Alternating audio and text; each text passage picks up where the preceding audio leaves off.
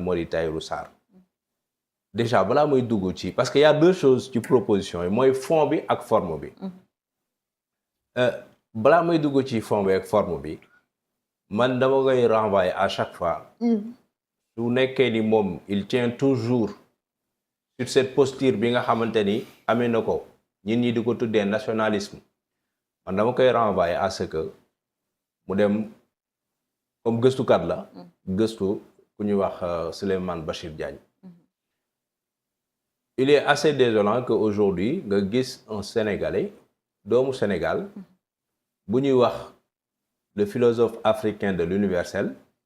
mu jël wàllum universalité et l'universel surtout di ko jàngale à travers le monde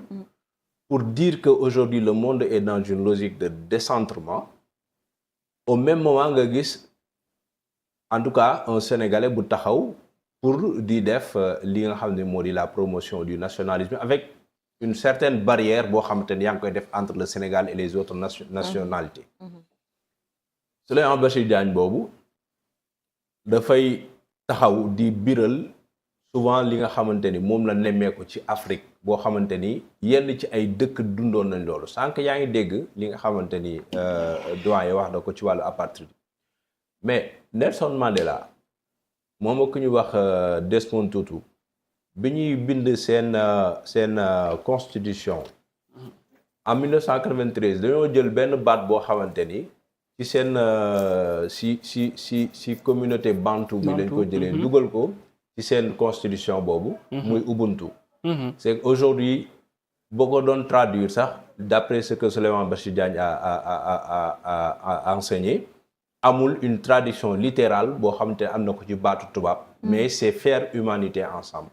c'est aujourd'hui c'est pour dire que ni àdduna bi toll na foo xamante ni ñin ñi ils sont appelés à faire humanité ensemble dañu war di jëflante dañu war a bañ a tënk dindi ay barrières nationalisme dindi ay barrières boo dentuwante ci wàllu xeet ci wàllu ni kii couleur bi la amee ci wàllu yaramam kii nii la mel kii fii la bokk bañ a def ñag boobu nga xamante ni olof moom lay wax ku nga xamante ni wala Sénégal pour ne pas dire wolof parce qu'en réalité c'est pas strictement les wolof mais maanaam xëy na baat wolof lañ jëfandikoo mais ngir bañ a def ñag ci sa diggante ak say ay ñi nga bokkal espace bi di Afrique wala si àdduna bi te mooy barrière boobu nga ñëw kon moom maa ngi koy renvoyer ci njàngaleem Souleymane Bachir Diagne pour mu gën a comprendre bu baax fan la àdduna bi toll nga ñëw nag ci fond bi ak forme bi Tahirou Sarr dafa am benn succès politique bu mu am mooy ñëw na ci diir bu gàtt ci dernière marche bi ñuy dem ci législative yi mu imposer ce débat là susciter ce débat là et après n'en déplaise à certains yi nga xamante ne d'accord ñu ak moom position on a vu il y a beaucoup de Sénégalais acquis à sa cause mu am ci succès boobu mais du ko bàyyi loo defoon démb ak bërki démb mu jig la da nga naan ci lay kon surtout politique parce que ñoom ils savent aujourd'hui di wëyal loo xamante ni def nañ ko mu jig leen mu jox leen ndam mais loolu ci forme bi la donc étant politicien un fin politicien d'ailleurs il est trop malin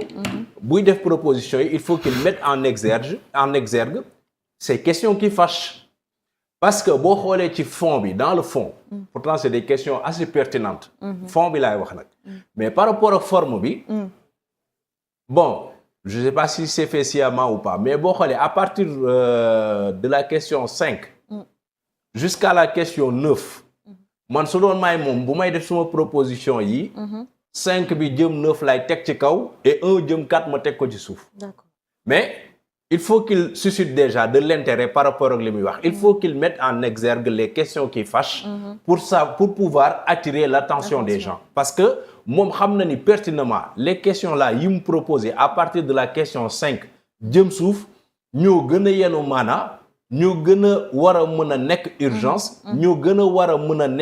nekk lu ñuy lijjanti que question 1 bi jëm question 4 bi je donne un exemple question 5 bi jëlal à partir de la proposition 5 xam nga la wax foofu obligation de test de paternité sous plainte de la femme ou de l'homme et facilitation du certificat de divorce sous 9 mois après séparation pour que les hommes ne tiennent plus en otage les femmes désireuses de faire leur vie. Alors li mu wax nii dafa tapaleel oui mais divorce baaxul. oui doyen d'accord mais xam nga yàlla sax waxul loolu yàlla boo demee sóoratul talaax mi ñaan nit ñi def nànk yàlla moom maanaam teg na ay ñag yu bari teg na ay alternative yu bari ngir ñu bañ a àgg ci divorce bi nga xam daanaka moom c'est le summum bu ñu déggee rek li alquran jàngale te jëfee ko moom wax fa dëgg yàlla divorce en réalité moom c'est le dernier choix. C'est-à-dire moom fu mu nekk sori na quoi pour vraiment divorce am. mu xamul système bi dafa jafeel divorce parce que loolu waxu yàlla la. suñu loi yi dañ ko jëlee foofu. bien sûr mais fii nii man li ma bëgg a wax mooy test de paternité bi sous plainte de la femme ou de l'homme et facilitation divorce bi mun naa ci bañ a ñëw mais obligation bi mu wax de test de paternité. waaw sous plainte de la femme ou de l'homme. xam nga. dafa am benn organisation bu société civile bu doon liggéey ci wàllu li nga xamante ne mooy xeex apatride bi ñu doon wax nii. Et d'après ce que l'organisation a dit si suñu code familial bi dañu blindé ku góor ki ba nga xamante am na sañ-sañu def refus de paternité. bu sax tooñee xale bu jigéen. lii mun na régler ce problème là. loolu lu baax la. waaw lii mun na régler ce problème là ngir tey jii nii. ki nga xamante ni sekk na ak jigéen ba am lu si juddu. du am sañ teeful taxaw. mun a weddi tuuma def refus de paternité parce que amul benn disposition boo xam te ni contenir na ko pour mu def acceptation boobu noonu nangu ni ki doom ji doomam la donc lii je pense que mun na li jëm sa problème là mun na ko évacuer mun na ko régler mais doyen au même moment boo seetloo itam y a beaucoup de femmes qui souffrent aujourd'hui à cause d'un mari boo xamante ni ñàkk na bañ laa jox sa baat alors que moom la mu war a taxawee tamit taxawewu surtout avec pour la plupart du temps ay sénégalais yoo xamante ni seen i borom kër ña nga biti réew wala seen i soxna sénégalais yi ñu góor ñi la seen i soxna ñu ngi fii Sénégal ñu bañ leen a may seen baat fekk ni la charia santaane la diine santaane ci ñu war a taxawee seen soxna ak seen i njaboot taxawee wuñ ko c'est une question cruciale mais ñaareel bi dafa wax ni si 6e question bi en remplacement du CES le Conseil économique social et environnemental et le Haut Conseil des collectivités territoriales créer une direction de réparation des injustices et des inégalités pour résoudre tous les problèmes et préjudices subis entre 2000 et 2024 par les Sénégalais, qui soient abus de pouvoir, abus d'autorité, accaparement des biens et d'héritage, etc. loolu nag yaakaar naa Ousmane Sonko la ciy waxal parce que tey jii nii ñoom bi ñu ñëwee dañu xam li ki nii lii ay institution la xam te ni dañu budgétivore li ñuy lekk ci budget bu réew mi bari na trop et il faut que ñu corriger ko donc man lii je pense que moom dëgg la ministre de la justice la ko digal mais Ousmane Sonko la interpellé fii et je pense que ñoom war nañu mën a joxe réponse par rapport ak question bi nga xamante ni posé na ko mais juróom-ñaareel bi li ñu doon wax ci prison yi création de prison agricole pour le désengorgement et l'intégration des centres pénitentiaires xam nga prison yi ku ne xam na ni surpopulation carcérale bi c'est une réalité dans nos prisons donc la création de prisons agricoles moi je trouve que c'est une idée qu'il faut valoriser et c'est une idée boo xamante ne déjà moom ci lu mu wax ci lii mu interpellé ministre bi déggoo à la fin il dit que dossier que je crois est déjà dans votre bureau via le ministre de l'Agriculture depuis 3 mois kon moom xam na ni lii am na et il fait une relance pour interpeller encore une fois le ministre par rapport ak li nga xamante ni moo am ci désengorgement prison yi naka lañ ci war a mën a trouver solution ça aussi c'est une bonne chose mais juróom-ñetteel bi mooy créer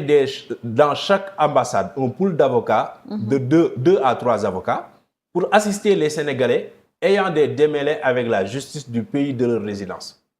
Ça aussi, c'est une question cruciale parce que récemment, gis nga lors de la journée du migrant,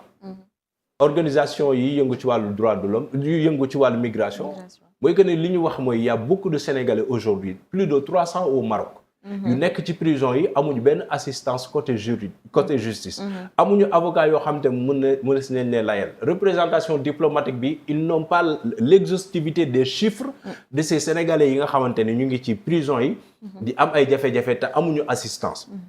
moi je pense que loolu tamit c'est une question assez cruciale mais xoolal li ma la wax noonu ci à partir de la question 5 jëm 9 ci pertinence bu mu amee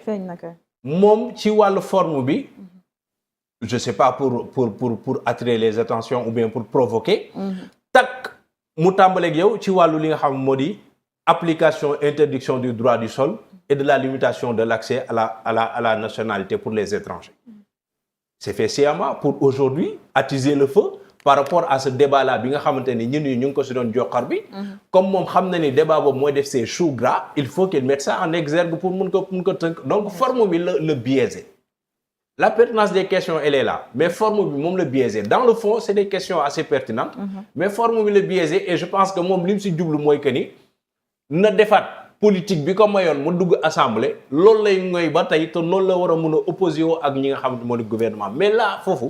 il faut que nag que Tahirou prenne conscience d'une chose Sénégal du réew moo xamante ni dañ ko xam ci xeeb nit askanam ci xeeb nit nationalité bi avantage comparatif bi ñu am par rapport ak yeneen pays yëpp mooy suñu hospitalité bi ñu xamee et bon waroon na tenir leçon pour war a mun a profiter sax ci li xew récemment mooy question yi nga xamante ne bi mu xewee donte ni defal na ko résultat ci wàllu politique mais wàllum réputation am da ci des waroon na mun a seetal deram xam ni ki xam le ni moom en réalité li muy bëgg a wax bëgg-bëggu yenn ci Sénégalais la ngir tey ku fiy dugg ñu mun a xam yan condition nga fiy duggee ngir wàllu sécurité ak sûreté ñu xam ban temps nga fiy def ak naka nga fi duggee ak naka lañ lay identifier pour man foofu la waroon na mun a orienter waat son débat et donc son discours pour mun a setal deram ci li nga xamante ni mu ngi ko doon wax ci wàllu nationalisme boo xamante ni ñun loolu bokkul suñu aada xamuñu ko bokkul suñu aspiration bokkul ci li nga xam moom la ñu mandargale Sénégal donc je pense que waroon na mun a xool vraiment naka lay reformuler ces questions là pour mettre en exergue yi nga xamante ni c'est des questions d'urgence et cruciales yoo xamante ni waruñu see mun a passer ci question yooyu mu mettre ko ci kanam mais comme c'est un politicien après tout un fait politique il faut que effectivement qu'il soit dans la provocation qu'il soit aujourd'hui dans une certaine démarche à attirer les attentions que finalement li mu bëggoon wax moom yàqal na ko boppam en quelque sorte parce que loolu mooy en quelque sorte démarche bi nga xamante ni pour man waru ko woon am démarche bi nag yàq na day nëbb pertinence su question yi parce que après il faut se rendre compte demal nga xool médias yi fii nekk yëpp li ñu ngoone doon wax démb que ñu bañ ko dégg moom moo nekk li am ils vont l'attaquer ils vont faire une mauvaise campagne contre lui et que loolu moom moo ko teg boppam parce que forme bi moom la biaisé mais question yi am na pertinence bu si nekk mais comme moom il s'est tiré quelque part une balle dans le pied finalement moom li mu doon mun a am ci lii en termes de réponse yoo xamante ni war na ko mun a séntu ci ministre bi war ko mun a séntu ci gouvernement bi gëmmu ni personnellement que dina am à moins que xëy na bu DPG bi amee mu diggante boobu qu'il prenne conscience ci li nga xamante ni man jàpp naa ni moom la waroon doxale su demee ci DPG bi mun na ci am dara bu fekkee relancer nit le premier ministre. kon da nga jàpp ni que proposition yi mu def nii duñ ko boole ci urgence yi nga xam ne. non am na urgence war nañ ko si mun a boole bien sûr am na urgence mooy surtout maanaam li nga xamante ni wax na ko ci wàllum surtout prison yi. parce que li mu tëjee proposition bi xaw ma ndax loolu moo amam déet mais fekkee loolu moo am la il faut que le ministre aussi puisse prendre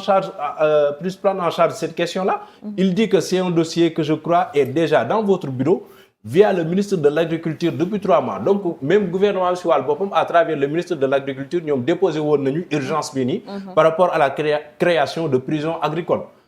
urgence la bu ñu war a mën a trouver parce que nit ñaa ngi fatt nit ñaa ngi dee ci prison yi